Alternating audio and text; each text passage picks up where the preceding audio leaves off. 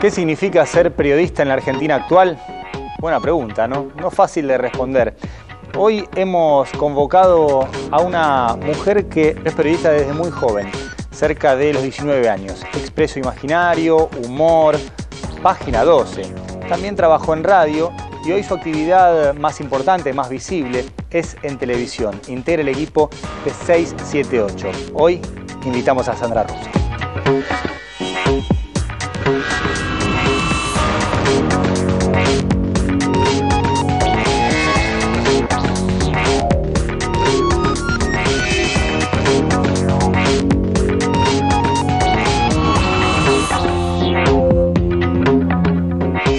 ¿Qué es hoy ser un buen periodista? Un buen periodista, empecemos por qué es ser un periodista. Dale, podemos empezar por ahí. Y tendríamos que pensar un poco. Creo que hoy están dados vuelta todos los parámetros, por lo menos los que yo aprendí cuando empecé a trabajar en periodismo. Por ejemplo, en el 92, pongo 20 años atrás, ¿ser periodista era distinto de lo que es hoy? Sí, naturalmente. Creo que hasta el 2003 era distinto ser periodista de lo que es hoy. Y me estoy refiriendo a cosas muy puntuales que tienen que ver con los procedimientos a los que apelamos los periodistas, con lo que hemos aprendido sobre cómo citar una fuente, cómo chequearla, cómo contrastarla con otra, cómo contextualizar una nota. Todos esos parámetros se han ido alterando, se han ido cambiando. También hasta dónde dejar traslucir en nuestro trabajo nuestra propia identidad política.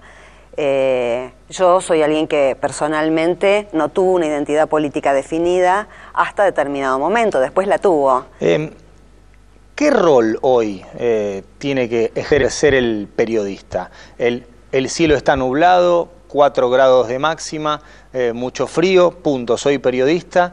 Interpretar, contextualizar todo, solamente anunciar, o sea, rompemos con los postulados de las abuelas, decían el periodista tiene que ser objetivo, informar y ya. ¿Cómo cambia todo? Bueno, el tema de la objetividad... Sí, ya la enterramos. No, bueno, tal vez en meteorología pueda ser, ¿no? Sí. Ese es uno de los rubros donde es posible. Sí, en una tragedia. Pero habría que preguntarle a los especializados en meteorología. Sí, sí. Y siempre hubo diferentes estilos de periodismo y diferentes impulsos que llevaron a la gente al periodismo. Yo siempre distinguí dos. Uno que tiene que ver con un ánimo de pesquisa, con un ánimo de investigación, sí, con un deseo de preguntar. Sí, de preguntar, pero va más allá de la pregunta. El periodismo de investigación se hace con muchos otros recursos además de la pregunta. Casi te diría que la pregunta... Sí, pregunta barra chequeo. Claro, che, mira, tengo este dato y empezar a buscar por ahí. Claro, y por otro lado están los periodistas a los que yo siempre me asocié más, que son los que venimos de la gráfica y a los que nos interesa mucho cómo transmitir, cómo comunicar un pensamiento, una idea. Yo en general me dediqué siempre a periodismo interpretativo. Más para el lado de la interpretación que de la revelación, digamos. Lo que llamamos los columnistas, sí, que están en todos los diarios. Ahora, pasa algo con ese tipo de periodistas, y es, si coincidís con lo que yo pienso, sos bueno. Dejás de coincidir con lo que yo pienso, sos malo. O sea, se distorsiona mucho el concepto de bueno o malo, cuando en definitiva, para mí lo importante es que te crean o no, aún en el disenso. ¿Te pasa eso que dejaste de ser buena cuando dejaste de pensar igual que mucha gente que te consideraba buena? A mí no me pasó tanto porque en realidad yo hace más de 30 años que trabajo en periodismo y yo por lo menos veo en mi propia carrera, en mi propio itinerario, una lógica muy lógica. Yo empecé trabajando en revistas contraculturales en la dictadura, después seguí trabajando en el Expreso Imaginario, también en dictadura, en humor, en dictadura, y después enganché con Página 12. Y la línea editorial del diario se ha mantenido bastante tensa. O sea que este proyecto político es sandrarrucista. Absolutamente. Vino hacia mí. Está bien. Y yo lo acepté con los brazos abiertos, porque en realidad yo siempre quise tener una pertenencia política, pero generacionalmente no había tenido la oportunidad. ¿El periodista hace política? Absolutamente. ¿Todos? Todos. Yo creo que todos. Lo que pasa ¿Se dan cuenta? Pero tenemos que distinguir, porque a mí me parece muy interesante especificar. Es una palabra con la que insisto porque me parece clave.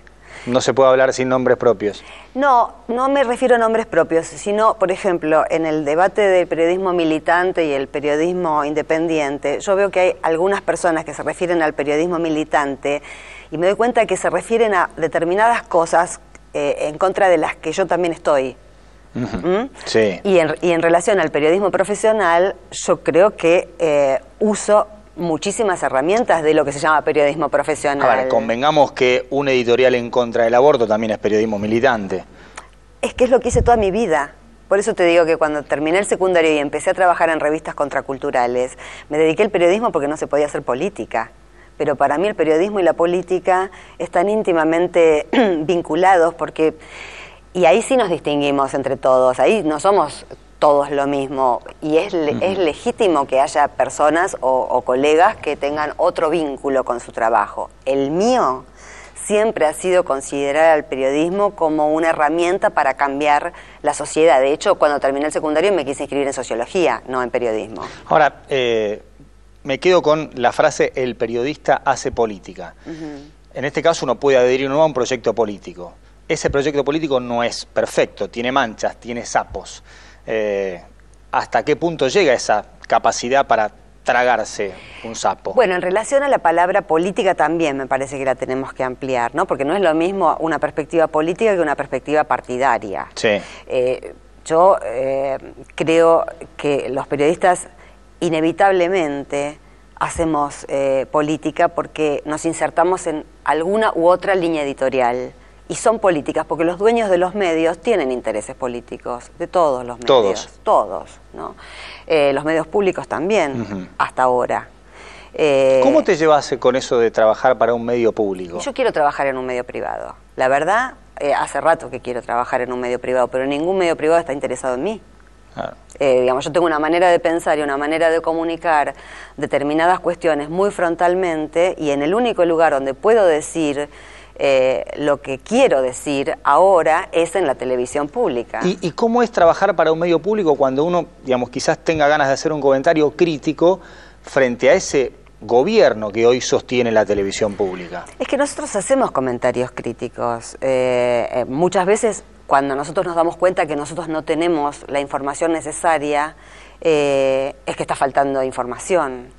Creo que uno de los graves problemas del gobierno siempre ha sido la comunicación, por el mismo estilo casi autodefensivo del kirchnerismo, ¿no? Y por una relación de atavismo y de rechazo a los medios de comunicación, porque la política kirchnerista es una política de territorio. La construcción política kirchnerista es territorial, no es a través de los medios de comunicación. Y nosotros estamos muy acostumbrados, venimos de una larga década en la que la política se hacía en los sets de televisión. Ahora, entonces, ¿te gustaría trabajar en un medio privado?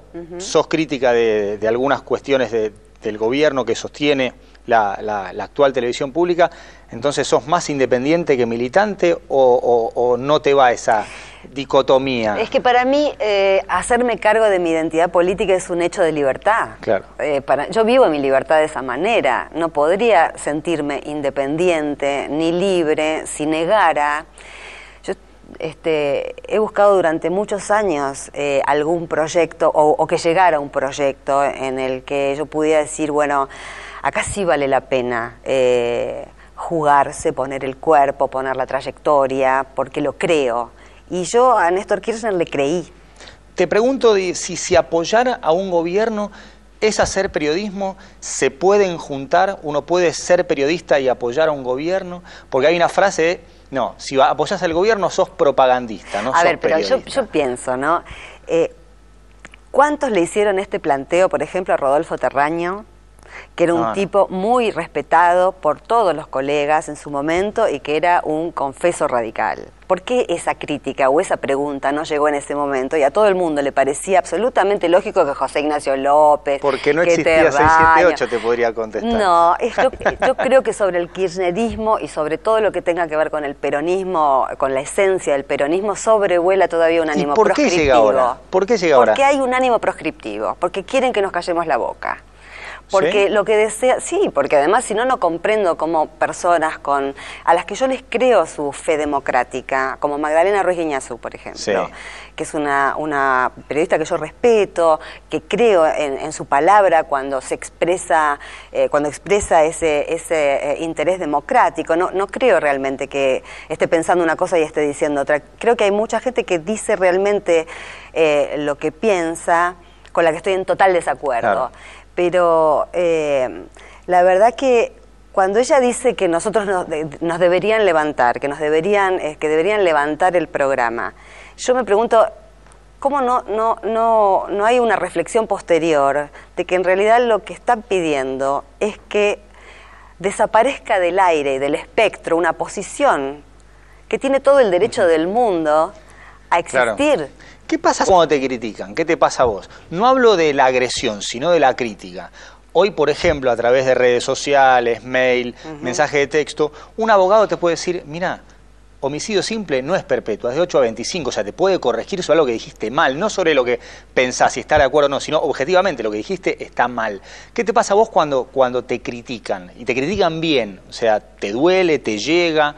Es distinto, hace 30 años no existía esta relación entre el lector, televidente, oyente con nosotros. Bueno, pero en ese caso yo creo que a mí las críticas, depende de qué críticas sean, ¿no? Obviamente, si son de buena fe, yo reflexiono mucho sobre las críticas, las escucho mucho y trato de ampliar en lo posible mi cabeza, de no cerrarla, como para poder escuchar las críticas bien intencionadas. Es más, yo creo que hay un montón de periodistas en este momento que no tienen, no van tan a fondo, ni tienen ni siquiera las creencias tan firmes como las mías. Yo soy de creencias firmes, lo fui toda mi vida, no soy tibia, pero no es una crítica esto de que alguien sea un poco más tibio que yo o que cree un poco menos, o si moderado, claro, o moderado en sus convicciones. Y a mí esa gente en este momento me parece que tiene que jugar un papel absolutamente crucial en la Argentina. ¿Y a eso a qué te referís? A los que nos pueden criticar a nosotros, pero que son también capaces de ver que nos están jugando sucio. Porque la crítica, estábamos hablando de la crítica, a mí hay una crítica que me ha dolido, me ha ofendido muchísimo y que no la perdono, que es la de muchos colegas que nos dicen vendidos o mercenarios, sí, o sicarios. Esa crítica no la perdono, porque tengo más de 30 años, porque cualquiera que trabaja en periodismo sabe quién soy. Alguna vez me tuvo que leer en la facultad, digamos, porque mis textos se trabajan en muchas cátedras de muchas universidades, y porque hay una continuidad absoluta entre lo que yo pensaba hace 20 años y lo que pienso ahora. ¿Cuál es tu ética periodística? ¿Existe la ética periodística? ¿Existe la responsabilidad, el compromiso? Yo tengo una ética personal, una ética como te diría, como sujeto histórico, digamos, de la que se desprende mi ética como madre, mi ética como periodista, mi ética como mujer. Y básicamente tiene que ver con no mentir. Yo no mentiría al servicio de nada. ¿Callar? Tampoco.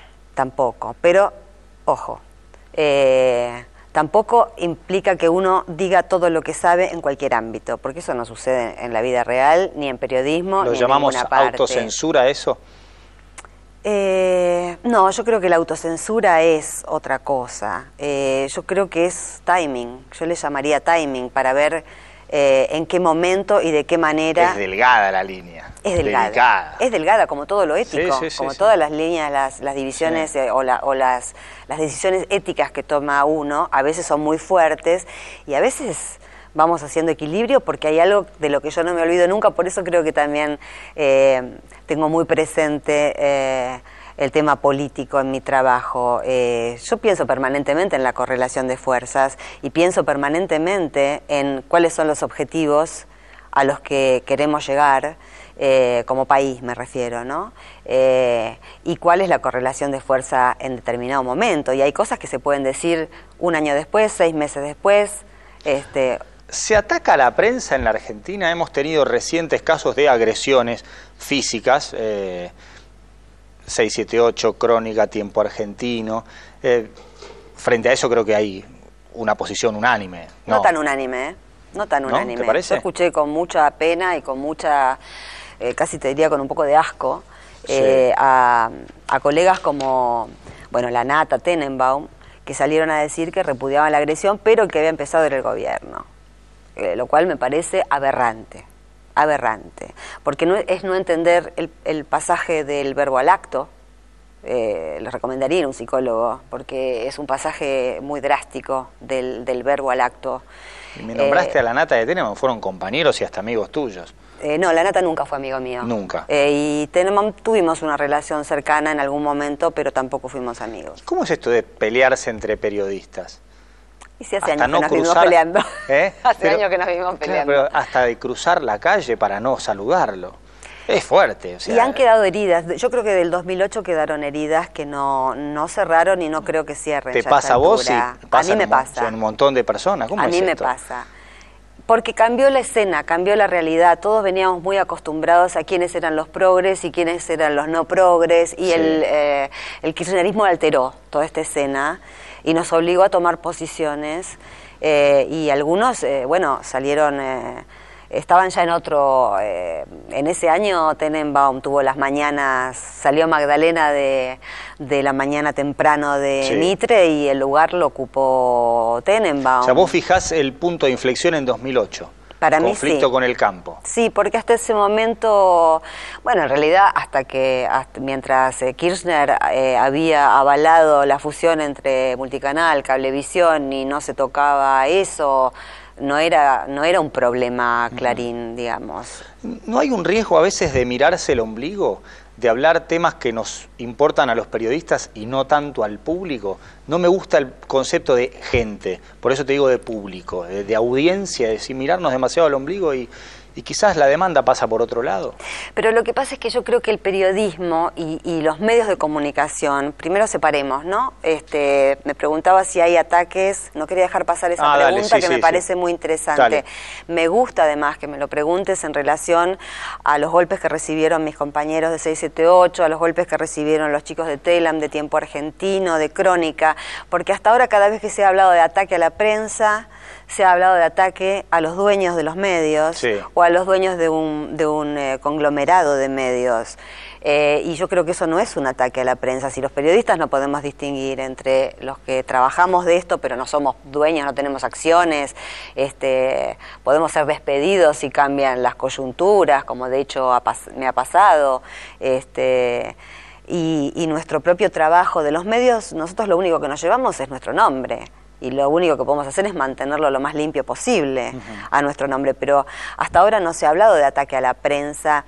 Cada vez que a nosotros nos han dicho descerebrados, estúpidos, ratas de cuarta, chorros, todo esto sin irme del vocabulario de la Nata, eso no se ha tomado como un ataque a la prensa, porque nosotros parece que no formamos parte del periodismo, y esto me parece que es una falla del colectivo periodístico también. Es que entre tanta pelea es muy difícil estar unido, aún en temas que deberían tener respuesta unánime, como la agresión. Pero yo con Majul no tengo absolutamente nada que ver, pero no podría decir que no es un periodista. Es un periodista con el que no tengo nada en común, pero no le puedo negar su entidad de periodista. Tampoco permito que me la nieguen a mí, digamos, eso no lo permito. Ni que me digan sicaria o mercenaria, ni que me digan que no estoy ejerciendo el periodismo. Cuando te dicen la periodista oficialista Sandra Russo. No, eso yo lo llevo bien. Yo soy oficialista y me lo banco. No tengo ningún problema. Lo que hay que tener cuidado con eso es que la gente escucha, nosotros los sujetos hablantes del español, digamos, cuando escuchamos oficialista, no escuchamos oficialista. El lenguaje viene con trampa y lo que se escucha es oficialista de turno. Claro. Entonces de lo que te acusan Pago, por la calle, claro, la Nata habla de mí como Sandra Gómez Fuentes, por ejemplo, y eso además de ser una falta de respeto, porque digamos, pero no importa, hay gente que necesita agredir para sentir que tiene que ocupan más volumen en el espacio, pero a mí lo que me molesta es esta negación, porque es del otro, porque hace rato que estamos llamando a un debate político. Hablemos de ideas, hablemos, bueno, yo defiendo este modelo y te puedo decir por qué lo defiendo, te puedo decir por qué lo elijo.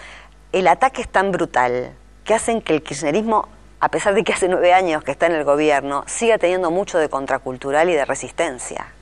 Y frente al conglomerado de medios hegemónicos, que son más de 300, que bajan una sola línea editorial, lo que yo siento que estoy haciendo en 678 es resistencia contracultural, es contrarrelato. 678 tiene un grupo en Facebook, te has convertido, te guste o no, en una celebridad. Llegás a un lugar, te piden sacarse fotos, firmas autógrafos, eso lleva a palabras como ego, vanidad, existe. ¿Cómo te llevas con eso? Con ahora ser, además de periodista, una persona conocida que hasta te pueden insultar por la calle, te pueden pedir una foto.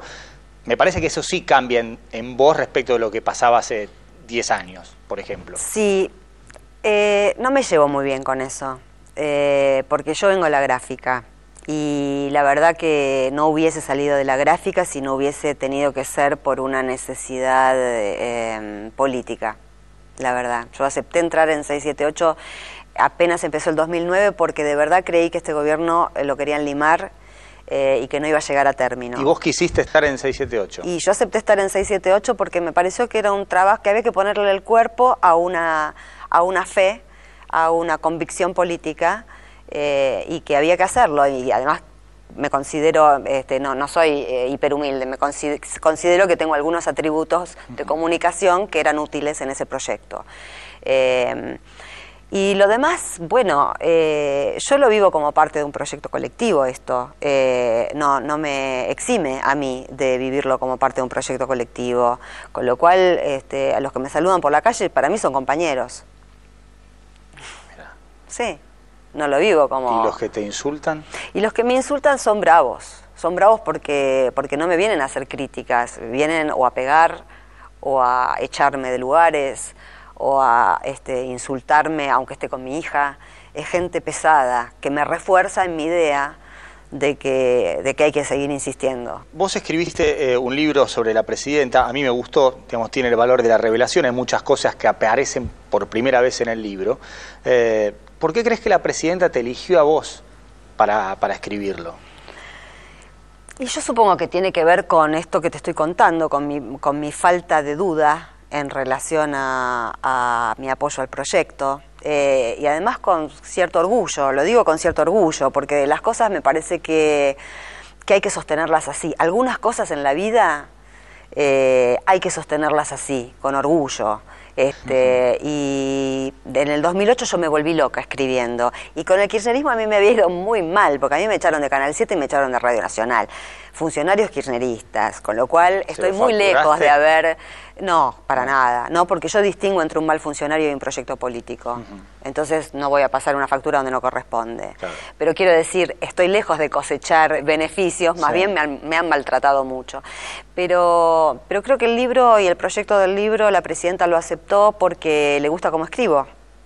¿Te considerás amiga de la presidenta? No, la vi 4 veces para las entrevistas, después no la volví a ver más. ¿Leyó un borrador la presidenta antes? Sí, leyó el libro entero antes de que saliera, por supuesto. ¿Te supuso eso una debilidad? No. ¿Una pendiente de aprobación de ella? No, yo necesitaba esa lectura porque necesitaba chequeos cronológicos, de hecho hubo como 40 pequeñas grabaciones de corrección que hicimos en un vuelo de Buenos Aires a Río Gallegos, cuando el libro ya estaba leído por las dos. Yo obviamente lo había leído y lo había escrito, pero lo había leído ella. Pero quiero decir, estábamos las dos, la presidenta con una copia y yo con otra, y entonces íbamos página por página, y había errores cronológicos, había reuniones donde yo decía que habían estado determinadas personas y no habían estado. ¿Y algún concepto, esto no lo pongas?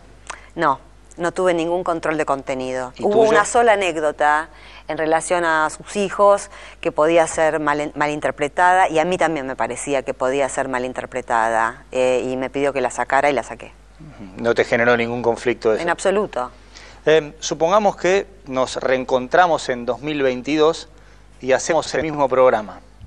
¿Crees que la charla va a ser idéntica o que algunas cosas van a cambiar en 10 años? Espero que cambien, espero que cambien, porque a mí me gusta que las cosas cambien.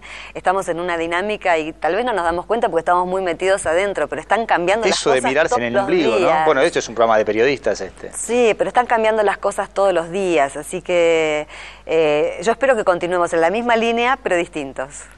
Gracias. Al contrario. Muchas gracias.